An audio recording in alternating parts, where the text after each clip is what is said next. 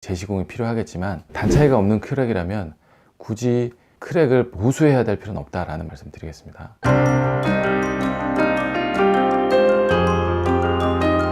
오늘은 28번째 시간이네요. 마루. 지금 보시는 사진이 13번 바닥 미장 때 설명드렸던 사진인데, 평탄함을 유지하기 위해서 저렇게 거의 물 상태로 타설을 할 수밖에 없다라고 말씀드렸고요.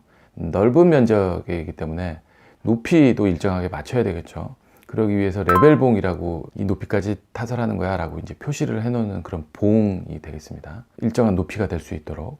바닥에 크랙이 없는 세대는 제가 장담하건대 우리나라에 단 한 세대도 없을 겁니다. 크랙은 굳이 보수한다고 이렇게 메울 필요는 없어요. 사실은 단차이가 난다면 면을 맞추기 위한 어떤 재시공이 필요하겠지만, 단차이가 없는 크랙이라면 굳이 크랙을 보수해야 될 필요는 없다라는 말씀 드리겠습니다.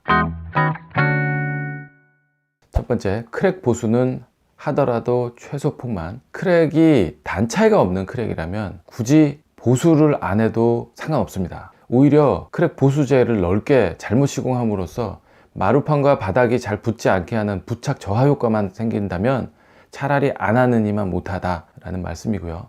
두 번째, 높이가 안 맞을 때의 보수 방법. 어쩌다가 한두 세대가 높이가 안 맞는 세대가 나옵니다. 그럼 이제 어떻게 하는지 그 말씀 드릴 거고요. 마루판도 수축 팽창을 합니다. 그래서 벽과 만나는 부분은 떨어뜨려 놔야 됩니다. 3mm. 4번, 마루판 시공 순서가 어떻게 되는지.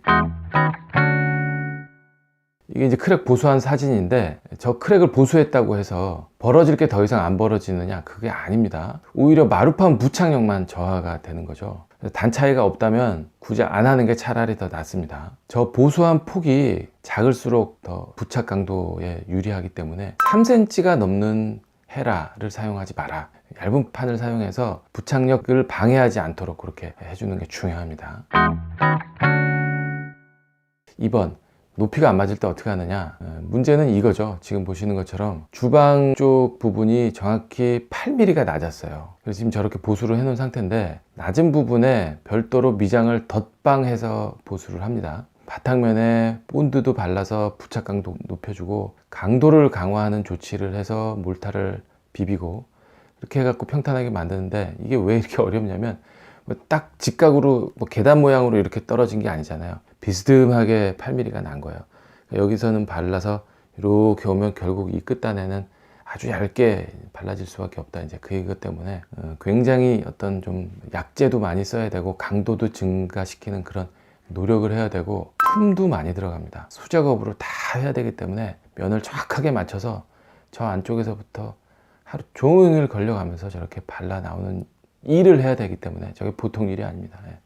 경사가 시작되는 부분은 얇은 부분, 그 부분은 또 더욱더 정성을 들여서 해야 되고, 저기 보시는 것처럼 지저분한 저런 과정을 거쳐서 충분히 또 양생을 시키고 테스트를 하고 그 다음에 이제 작업이 들어가는 거죠. 후속 공정이. 3번, 마루판은 수축 팽창합니다. 마루판도 건조되는 과정에서 수축을 하거나 또는 팽창을 하거나 이제 이렇게 되는데, 마루판이 넓을수록 당연히 그 정도가 심하겠죠.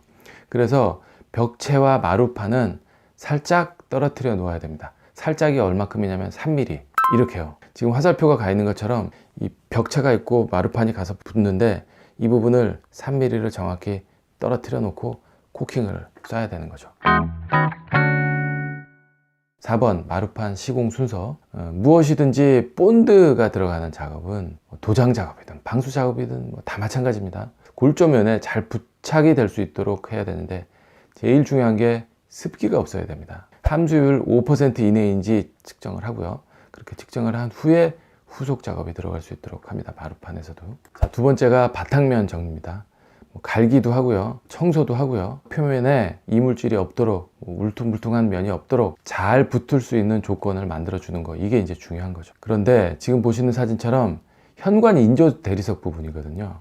이 부분이 왜 저런 일이 많이 벌어지냐면, 저 화살표 선, 이 선까지가 바닥 미장하느라고 막아놨을 거 아닙니까? 아까 그 묽은 몰탈이 넘어가지 못하도록 뭔가로 막았을 텐데, 그걸 이제 방통막이라고 합니다만, 하여튼 개로 막아놨을 텐데, 이게 인조 대리석보다 안쪽으로 들어와서 막을 수밖에 없어요. 인조 대리석 턱을 시공하기 위해서 여유 있게 비워둔 부분, 이 부분 표면을 잘 갈아내야 되는 거예요. 그리고 나면 바닥에 이제 기준선을 표시를 합니다. 맨 처음 여기를 붙일 거야. 이 방향으로, 이 각도대로 이걸 이제 표시를 해주는 거죠. 마루판 붙이기 줄눈이 연속되지 않게 오른쪽에서 보시는 것처럼 계단식으로 저렇게 이제 붙여 나가는 거죠.